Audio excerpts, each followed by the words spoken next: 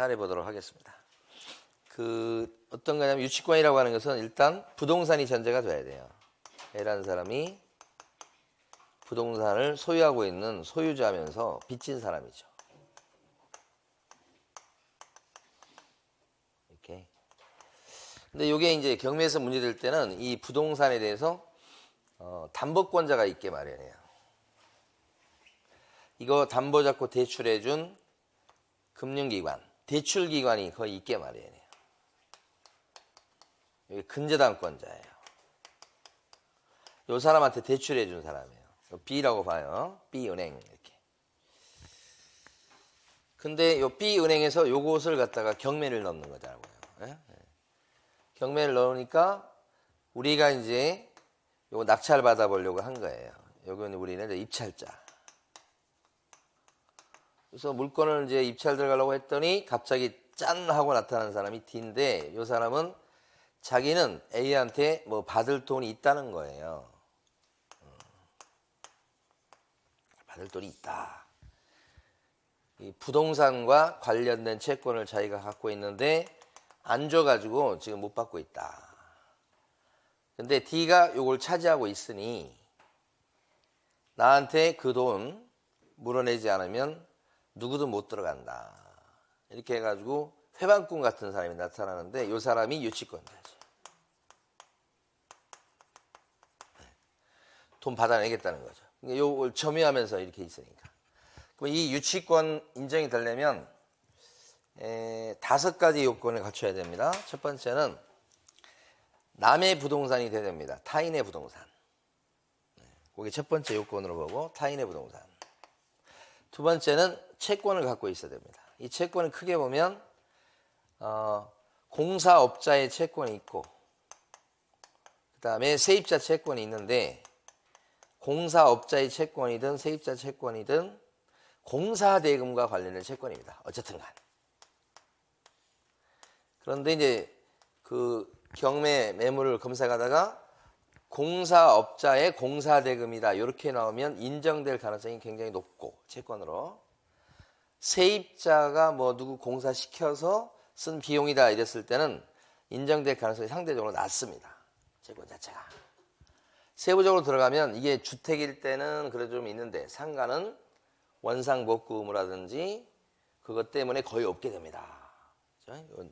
인정될 확률이 낮고 공사업자의 공사대금 채권은 좀 높고 근데 이 유치권이라고 하는 것은 세 번째 조건이 이 채권이 변제기가 됐어야 된다. 갚을 때가 됐어야 된다. 이런 얘기 하는 거지. 예. 큰 건 아니고. 자, 네 번째는 뭐냐면 요 유치권자가 요 부동산을 갖다가 점유해야 됩니다. 점유. 차지하고 있어야 되겠다. 그리고 유치권을 배제한다는 특약이 없어야 된다. 이게 다 나머지 요건이죠. 유치권 배제 특약이 없을 거. 상가 점포 같은 경우는 여기도 걸리게 됩니다. 원상복구 특약을 하게 되면 유치권을 배제하기라는 그런 특약의 의미로 일반적으로 받아들입니다. 그래서 상가가 더 인정되기 힘든다는 거죠. 그러니까 상가에서 유치권이 있다 이렇게 신고 들어오면 인정될 가능성이 더 희박해진다. 주택보다는. 그렇게 감을 잡으시고 근데 실제 이제 요건과 관해서 잠깐 보면 빨간색 핀이 나타났네요. 이건 뭐냐면 아꼈다 써야지. 요것은 이제 점유가 인정되냐 안 되냐 요거하고 그 다음에 채권이 인정되냐 요 두 개 갖고 거의 다툰다. 그러니까 채권이 인정되고 점유가 인정됐을 때 유치권이 인정되는데 깨지는 것도 거의 두 가지 때문에 깨진다. 채권이 인정 안 되면 나가리다. 두 번째 채권이 인정돼도 점유가 없으면 또 인정이 안 된다. 이 공사업자의 채권은 주로 요것 때문에 깨지고 세입자의 채권은 점유를 하고 있는데 요것 때문에 깨진다. 그거 위주로 이따 볼 거예요. 이렇게 하고. 그 다음에 여기 이제 빨간 거로 칠할 건 뭐냐면 여기서 관계를 보면 은행 대출기관과 요 유치권자는 어떤 관계에 있는가. 관계를 가만히 보면 이 둘은 철천지 왼수다. 왼수지간이다. 둘은. 얘 때문에 대출금을 회수하는 게 빨간불이 켜진 거다. 여기는. 그래서 왼수지간. 우리 입찰 들어가는 사람과 요 대출기관은 어떤 관계에 있겠습니까? 둘은 공생관계, 맞아요. 그런 관계. 그러니까 이거는 협조관계. 우리 가만히 보면 유치권자 중에는 가짜 유치권자가 많이 있거든요. 90% 이상이라고 얘기를 해요. 그래서 이런 가짜 유치권을 깨트리는데 제일 앞에 서서 활동하는 사람은 은행이다. 그래서 주로 보면 여기서 은행에서 유치권이 배제되어야 된다는 배제 신청서를 갖다가 법원에 내는 경우가 있고, 더 나가서 유치권 부존재한다는 소송을 거는 수가 많다. 부존재 확인 소송 이렇게 하는 거죠. 그럼 요리 싸우는 거죠. 그럼 우리는 어떻게 그런 경우에 굿이나 보고 떡이나 먹자 뭐 그런 거예요. 우리는 둘이 싸울 때 우리가 소송하면 안 되는 거예요. 그건 힘드는 거예요. 우리가 힘들어지는 거예요. 비용도 비용이지만 결과를 알 수 없으니. 그럼 여기는 어떤 관계예요? 요렇게 유치권자가 우리는 원수지간인가 했더니 또 뭐예요? 협조되는 관계도 있을 수 있다. 유치권은 결론적으로 얘기하면 합의에서 끝납니다. 합의. 왼수지간이었다 하루아침에 형제지간으로 될 수도 있다. 이 관계가 그렇다. 그럼 가장 이제 관심사는 이 둘은 도대체 어떤 관계인가? 네, 모르겠다. 미지수다. 이 둘의 관계에 있어서는 사실 이 부동산 소유자가 유치권자를 만들어내는 경우도 꽤 많다. 이 관계는 조사를 좀 해보셔야 된다. 가서 어떤 관계인지. 네. 둘이 이제 왼수지간도 있다. 여기서 못 받아가지고 여기가 지금 뿔이 나 있다. 여기는 돈을 거의 다 줬다고 그런다. 여기는 못 받았다고 그런다. 막 그러면서 싸우는 관계도 있고 만들어내는 관계, 공생 관계도 있고 막 그렇지. 유치권 끝인데 여러분 작은 책에서는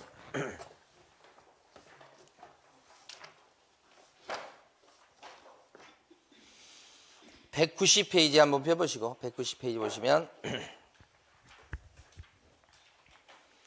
가짜 유치권을 깨트리는 방법이라고 써놨는데 한 페이지밖에 안 되는데 방법이 없어요. 그죠? 근데 그 중에서 이제 2번에 보면 목적물에 관하여 생긴 채권 이렇게 되어 있는데 유치권이 인정되지 않는 채권들이 있겠습니다. 우리 교재 190페이지입니다. 190페이지 제일 아래쪽입니다. 제일 아래쪽이 아니고 제일 위쪽입니다. 그 박스 안에 2번을 별표 치시고, 그래서 유치권 주장하는 것 중에 보면 2번에 보증금을 못 받았다고 하면서 유치권 주장하는 경우는 인정될 수 없다는 뜻이고, 상가 권리금 받아먹겠다고 유치권 점유하면서 주장하는 것도 인정될 수 없고, 인테리어 비용 쓴 것도 인정될 수 없고, 그 다음에 이제 설명은 안 드렸습니다만은 관리비라든지 자재대금 채권, 요런 것들도 용역 감리 대금 채권 이런 것도 인정될 수 없다. 공사 자체에 대한 거예요.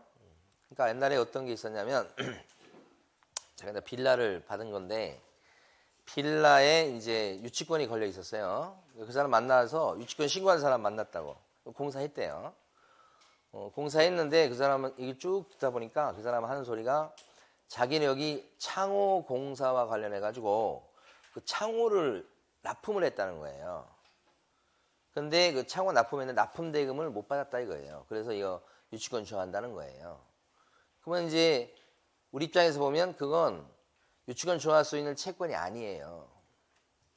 자재를 납품한 거예요. 그러니까 이것 갖고 유치권 주장할 수가 없어요. 그러니까 끝끝내 재판이 걸리게 되면 지게 돼 있어요. 그래서 법률가하고 좀 상담하시라. 이건 유치권 주장할 수 있는 게 아니다. 예? 그래서 이건 끝끝내 가면 당신 진다. 근데 이제 그 사람이 유치권 주장해주는 바람에 물건이 64%대까지 떨어진 거라고요. 아무 다른 문제는 없는데. 그러면 제가 그 물품 대금 중에서 일부를 제가 지급해 줄 테니까, 예? 그게 만족스럽지 못하지만 당신 끝끝내 가면 원래 한 푼도 못 받는 거다. 그거 들을 테니까 유치권 좀 취하해 주라. 그러면 취하해 주면 제가 이제 얼마 드리겠다. 이렇게 해서 그 사람 입장에서 봤을 때는 사실은 한 푼도 못 건질 수 있는 법률 상황이지만 저하고 합의해서 취하를 내주는 대신에 조금 건진단 말입니다. 그 사람이 주장하는 게 그 금액이 맞는지도 조사를 좀 해보셔야 되죠. 근데 대부분 가짜 유치권의 대부분은 어디에서 가짜가 되는 거냐면 금액에서 가짜가 많아요. 부풀립니다. 그러니까 자기는 공사를 갖다가 4억에 땄다 그러면 못 받은 돈은 4억이라고 막 주장하면서 해요. 근데 공사라고 하는 것은 공사한 업자 입장에서 봤을 때 공사가 진행되는 그 시간에 비례해서 그 기선고라고 하는데 지어진 거에 비례해가지고 대금이 이렇게 나오는 거죠. 완공되면 한꺼번에 4억을 주는 게 아니고. 그래서 대부분 따져보게 되면 그 일부를 받은 경우가 대부분이에요. 그러면 4억 신고 들어가도 못 받은 것은 4억 될 리가 없어요. 훨씬 적어요. 그래서 그 기록에 적혀 있는 금액만 가지고 놀라지 마시고 일단 만나서 얘기 들어보면 돼. 그러면 진짜 한 푼도 못 받았냐고 그러면 그 사람들이 꼬리를 내려요. 그래도 자기는 막 4억 받아야 된다. 뭐 이렇게. 다 못 받은 게 아니에요. 그 중에 일부를 못 받은 거지. 그런 경우가 대부분이에요. 근데 그 경우는 이제 자재대금을 갖다 못 받았다 이런 경우는 더더군다나 인정되지 않을 가능성이 높잖아요. 그래서 이제 합의를 하면 유치권을 취하를 시켜줬어요. 그러면 어떻게 돼요? 대출도 받을 수 있어요.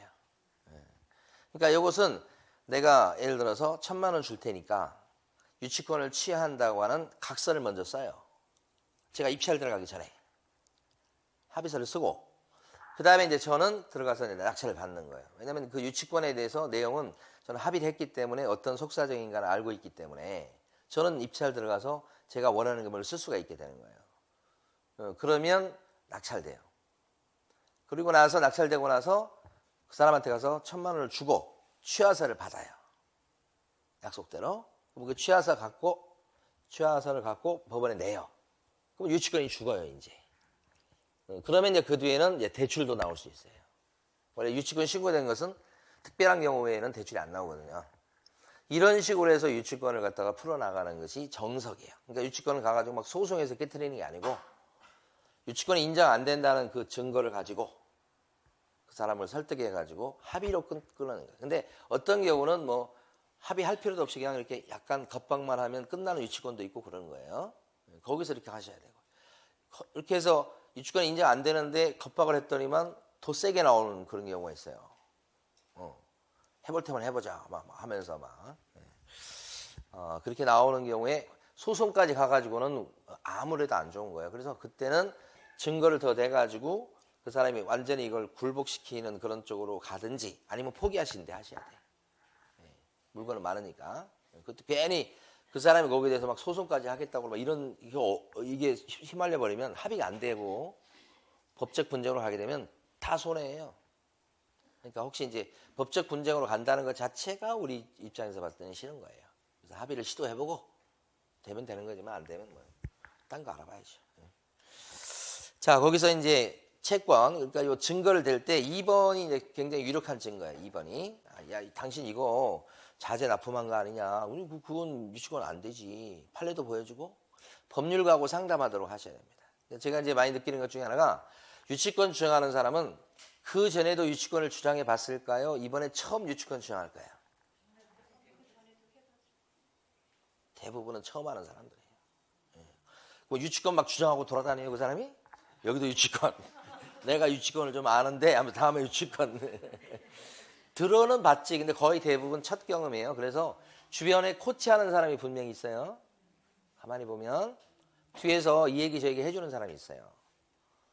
그러면 이제 그 사람하고 싸우는 거예요. 여기 있는 사람은 허수아비요. 그냥 자기 이제 받을 돈이 있으니까 이제 나와서 얘기하는 거죠. 그래서 이 사람하고 얘기한다고 생각하지 마시고 그 뒤에 어떤 법률 전문가나 아니면 뒤에서 그 해주는 사람 있다고 생각하셔야 돼요. 그래서 그 사람이랑 이렇게 하는 거예요. 그 사람을 무너뜨리는 걸 해야 된다. 그거예요. 근데 이제 최근에 이제 보면 우리 속담 중에 뭐가 있더라 무슨 시어머니보다 말리는 시누이가 더 밉다 그런 거 뭐예요? 그게? 옛날엔 시엄마가 때렸어요? 때리는 시엄마보다 그래요? 아, 옛날엔 때렸나 보네. 때리는 시엄마보다 말리는 저는 여러분들 인생을 알려면 속담을 알면 끝이에요. 진짜 그렇게. 최근에 이제 두 가지 일이 있었는데, 한 가지는 뭐냐면 이 사람이 지금 교육감 선거를 나갔어요. 아깝게 떨어졌어요. 그러니까 주변에 있는 사람들이 이번에 또 교육감 선거 언제 있는 모양이더라고. 보궐선거인가 모르겠는데 좀 있으면 또 선거인가 봐요. 주변 사람들이 아깝다고 이번에 나가면 될 거라고 하면서 막 옆에 있는 사람들이 막 출마하라고. 그리고 속으로 뭐예요? 떨어지든지 말든지. 그런 말을 할까요? 안 할까요? 안 하는데 진짜 안타까워서 하는 사람도 있겠지만 뭐 그냥 아무 의미 없이 얘기하는 것일 수도 있어요. 한번 나가 보시라고 이렇게. 근데 그게 아무것도 아닌 것 같은데 그 사람은 지금 집을 팔아서 나오려고 그래. 아, 그래서 저는 말리고 싶어요. 연세도 있으신데. 제발 그러지 마시라고. 옆에 사람 말 듣지 마시라고. 아니, 지금 연세도 높으신데 지금 교육감 해서 무슨 영화를 누리겠다고 집을 팔아서 막 빚내가지고 그것도 수억 들어가는 모양이더라고. 이 교육감 선거도. 그 왜 그러시냐고. 옆에 그 사람들 말 들으면 안 돼요. 진짜. 그런 게 하나 있고. 또 한 가지는 우리 중개업소 얘기야. 사고 하나 터졌어요. 근데 우리 중개 사무실 탓은 아닌데 뭐냐면 이 임대 놓는 분이 잔금은 임대차 계약 잔금날 우리 임대인이 그 빚이 좀 있어서 빚을 다 상환하는 조건으로 계약을 한 거야. 근데 이분이 돈을 못 만들어 온 거야. 임대인이. 그래서 상환이 안 돼.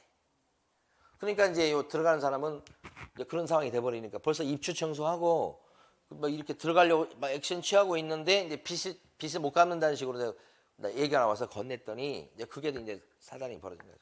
그래가지고 이쪽에서는 그렇게 되면 못 들어간다. 지금 계약금이 5,700 들어간 거예요. 이렇게 못 들어간다. 당연한 얘기 아닙니까? 그 상환해 주는 조건인데 빚이 많은 집에 들어갈 수는 없잖아요. 그래서 이제 저 입장에서 봤을 때는 이거 어떡하나 이렇게. 그러니까 이제 우리 임대인 쪽에서는 계약금의 일부 받은 거 있죠. 계약금의 일부 받은 것뿐만 아니라 계약금도 돌려주면서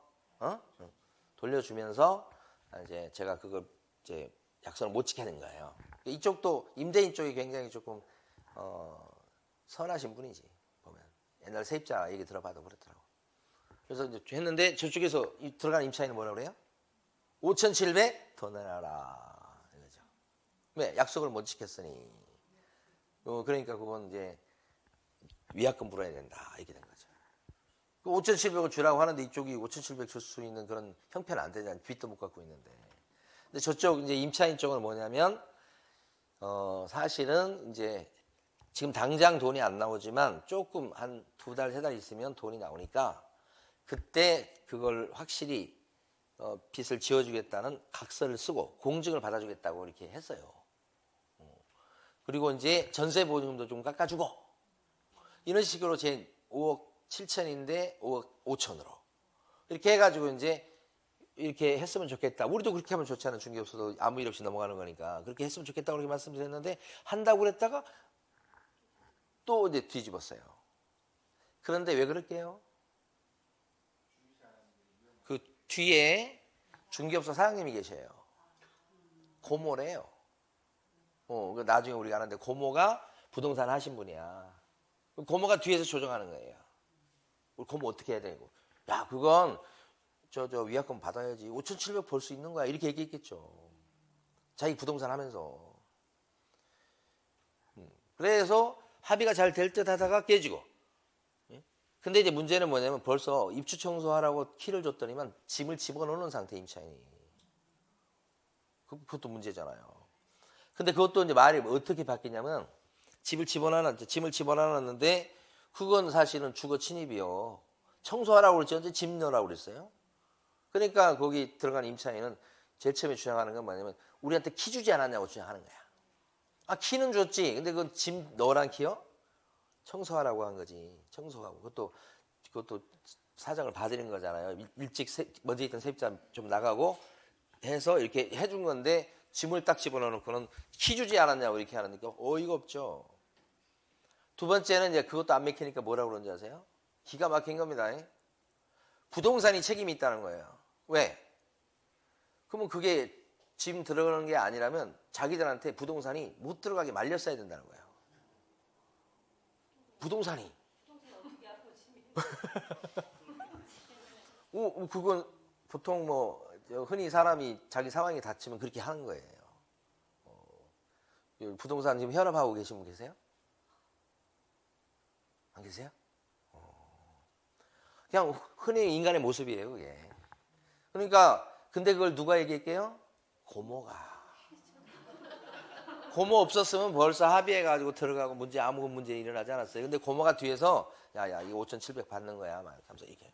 근데 제가 알기로는 5,700 받을 수 있는 상황이 안 되는 게 이런 사정을 그대로 해서 저쪽에서 이제 5,700 받으려면 이게 적극적으로 안 주면 소송 걸어야 돼요. 원래 받은 계약금만 돌려준 거예요 지금. 그럼 이제 소송 걸어야 돼. 소송 걸면 판사들은 바보예요. 위약금 약정을 했다고 해도 사정을 봐서 깎아줄 수 있어요. 반드시 깎일 거예요. 이 사람이 이렇게까지 노력을 했고 약속 지키려고 못 지킨 건 맞아. 이런 노력을 한 거 감안해가지고 그 5,700 손해배상과 손해배상은 별도로 5,700 하기로 약속을 했지만 야 2천만 원 물어줘 이렇게 할 수도 있다고. 근데 사실은 5,700 전세 보증금인데 5,500 깎아준 것도 사실 그 차원에서 깎아주려고 했던 거 같잖아요. 그리고 이제 이걸 빚을 안 지운다는 게 아니고 지금 자금이 막혀서 그러니까 몇 달 뒤에 하겠다고 공증받고 이렇게 해주겠다고 하는데도 본인은 이제 조금 걱정돼서 그랬을 수는 있겠죠. 근데 쭉 이틀 걸렸죠. 지금 이틀이에요. 이틀째요. 쭉 그 기간 동안에 말을 뒤집고 이렇게 하는 것 보면 고모 때문이에요. 그러니까 저희 입장에서는 고모가 예쁘겠어요? 믿겠어요? 그렇듯이 이 유치권도 보면 유치권 주장하는 사람이 이렇게 앞에서 나서서 얘기하니까 그 사람이 뭐 다 하는 것처럼 느껴지지만 뒤에서 조종하는 사람이 있는데 대표적인 사람이 누구냐면 경매 해본 사람들이에요. 그 다음에 중개업소 사장님들이에요. 그 다음에 법무사나 변호사들인데 거기까지는 잘 안 가는 게 돈이 들어가니까 잘 안 가요. 그래서 뒤에서 조정을 해요. 그런 사람 못 싸운다 생각하셔야 돼요. 그 다음에요 4번 점유. 점유가 4번. 주로 점유 때문에 깨져요. 점유가 인정되지 않는 것 중에서 채무자를 통한 점유라고 된 거 보이시죠? 주인이 살고 있어 주인이. 지금 2번하고 4번을 별표하시면 돼요. 주인이 있다. 유치권 깨졌지 뭐. 임차인이 있다 그러면요. 거의 깨져요. 100%는 아닙니다. 지금 190페이지 첫 번째 박스에 4번을 보고 있다고 4번. 거기 동그라미 1번. 점유가 인정되지 않는 경우 중에 채무자를 통한 점유는 100% 인정이 안 되고 임차인이 단독 점유하고 있는 경우 이렇게 돼 있죠. 이렇게 됐을 때는 한 90% 인정이 안 된다고 보시면 돼요. 어떤 경우는 그러면 임차인이 점유하는데도 인정될까요? 지난주에 우리 이거 하나도 안 했나요? 앞에 안 했어요? 예를 들어서 181페이지 이런 거 안 했어요? 181 했죠? 왜 근데 안 한 듯한 눈빛으로 이렇게 맞아 했어야 되지 그렇죠? 그래서 이제 어떤 거냐면 이런 거잖아요. 임차인이 점유하는데 유치권자랑 계약해서 임차인이 들어온 경우 있잖아요. 그럼 인정이 안 돼. 인정이 돼. 근데 주인하고 계약해서 임차인이 들어왔어. 그럼 유치권자는 점유하고 있지 않는 거죠. 그럼 그때는 유치권이 깨져. 유치권자랑 계약한 임차인이 들어서 있어. 유치권이 뭐예요? 인정. 되고. 일주일 동안 책을 한 번도 안 펴보셨죠? 184페이지 가보세요. 표시가 돼 있나 안 돼 있나 확인하게. 184페이지 밑에 가면 동그라미 2번에 별표가 돼 있어야 되는데 임차인을 통한 간접 점유는 인정될 수 있는 게 이게 10% 정도예요. 10% 정도. 나머지 90%는 어떻게 해요? 주인하고 계약한 거예요. 임차인들. 그래서 보통 일반적으로 임차인이 있다 그래도 거의 90% 이상은 유치권 인정 안 된다 이렇게 생각하시면 돼요. 됐죠? 자 190페이지 다시 오시고 그 다음에 4번에 동그라미 2번에 보면 압류의 요력이 발생된 이후에 점유하고 있다. 별표가 돼 있죠. 대부분 요것 때문에 많이 깨져요. 압류의 요력이 뭐냐 그러면 경매 등기. 압류의 요력 옆에다 경매 등기라고 쓰셔. 경매에 넘어간 뒤에 점유하고 있다. 그러면 어떻게 돼요? 경매에 넘어간 뒤에 점유하고 있다. 그러면 유치권 인정 안 됩니다. 근데 이 압류력이 발생된 뒤에 점유하고 있다는 이 증거가 뭐냐 그러면 현황조사서예요. 옆에 쓰세요.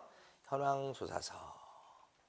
집행관이 현황조사 나갔을 때 거기 점유자가 누구냐 적어놓은 거 파악한 거 그게 중요한 증거가 됩니다.